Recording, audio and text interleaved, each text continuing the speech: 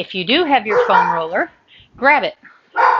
So we're going to finish up with just a little bit of foam rolling. So people ask, what do you foam roll for? What is it all about?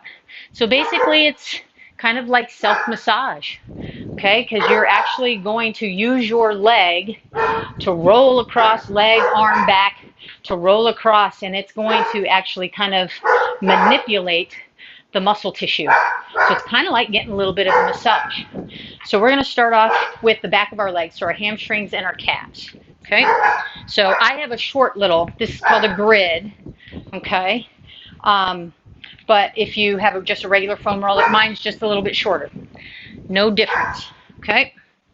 So you're going to start by sitting on it, up nice and tall. We still want to work on nice, good posture and not rounding our body, okay. So we're going to get hamstrings and calves. So we want to make sure that we scoot back a little bit, so make sure that I'm in the camera, okay. And you can do this both legs at the same time or single leg. Both legs, if you've never foam rolled before, both legs is a little easier. It's a little bit more intense when you go to a single leg, okay? So basically you're going to use your upper body to help you roll forwards and backwards on the foam roller. So you're going to get those hamstrings. And what I like to do is alternate foot position. So I got my toes up. It's going to get right down the middle of those hamstrings. Okay? Or you can turn your toes out. You get a little bit more towards the outsides of your legs and those hamstrings. And then you can turn in and you get a little bit more towards the inside. So I will vary by turning basically from my hip. I'm turning my toes either out to the middle or to the inside, and I'm going to get as much of that hamstring tissue as absolutely possible. So I roll right to the back of my knee, right at the top. I don't roll right across the back of my knee, but right at the top part of that knee, right where before the knee bends, and on all the way up into my glute. Okay, do that for a couple of minutes. Doesn't have to be very long, but at least 2-3 minutes, okay? Or however much time you have. But if you get, 10-15 passes, you're doing pretty good. Now, if I wanted to do a single leg, I would just take one leg off and do the same thing. But it's a little bit more intense. If you're used to foam rolling, that may be what you're used to doing, okay? I'm going to get my glutes now, so I'm going to go right back up to sitting on it. Now I'm going to turn my body a little bit, so I'm just on my right glute. And it's just rolling a little bit back and forth, right to where you feel that little bony part of your bottom.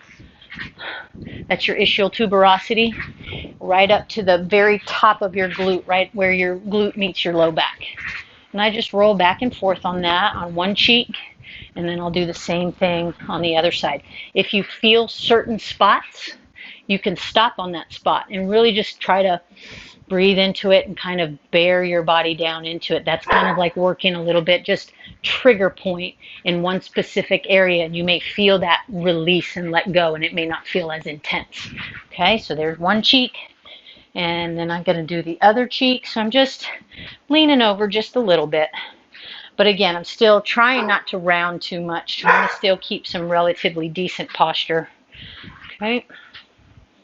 And just rolling on that one glute. Okay. Good. All right, now we're going to get our calves. So now we're at the top of our calf right here. Okay. And we're going to roll all the way down into our Achilles at the bottom of our heel. Okay. So you're going to get some core and shoulder work on this because you're going to keep your body up and you're going to roll back and forth. So again, I'm doing both legs at the same time. If that's too much to hold your body up, you can go put one leg down and do one leg at a time. Okay? That's a little bit easier to hold your body up. And again, I do the same thing. I roll to the inside, I roll right down the middle, and I roll to the outside. I got knotty calves. I feel this one a lot. So same thing, rolling back and forth, 15-20 passes, a couple of minutes. Nice, good way to just kind of release some tension at the end of a workout, work some of the soreness out Really good after workout. And it's a good warm-up too. It's a good way to increase tissue temperature, get some blood flowing into the area. You can use this as a warm-up as well. Okay.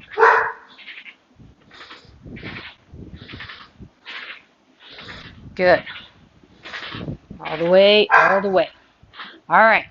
Now, let me straighten out my carpet and my mat. It's all just a mess right now. Okay. Now we're going to get our quads. Okay, so we're going to roll from the top of our hip to the top of the knee, right at the top of the kneecap, not on it. Okay, so same thing. We're going to roll right there. Keep that core tight. Okay, don't relax your abdominal muscles. And same thing, toes in, toes out, toes.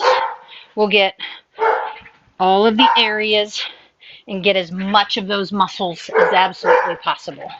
Okay.